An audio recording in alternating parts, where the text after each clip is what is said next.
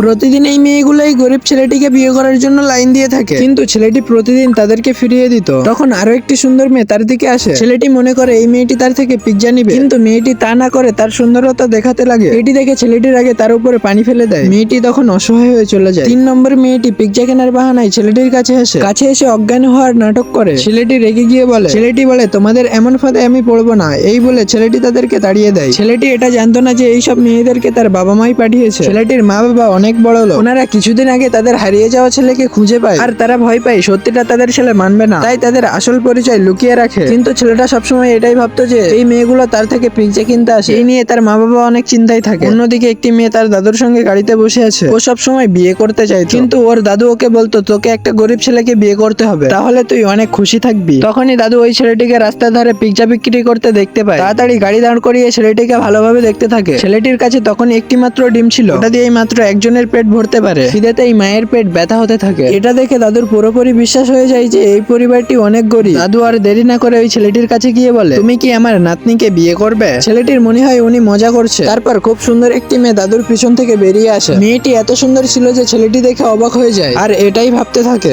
যে এত সুন্দর একটি মেয়ে তাকে বিয়ে করতে চাই কেন। দাদু বলে তার নাতনি গরিব ছেলেকে বিয়ে করলে খুশি থাকবে। ছেলেটি অবাক হয়ে বলে তার থেকে বেশি গরিব আর কেউ হতেই পারে না, আর বলে আমি এখনই আপনার নাতনিকে বিয়ে করতে চাই। আর পিছনে তার বাবা মা অবাক হয়ে দাঁড়িয়ে থাকে। তো বন্ধুরা, পার্ট 2 চাইলে লাইক সাবস্ক্রাইব করে কমেন্টে বলে যাও।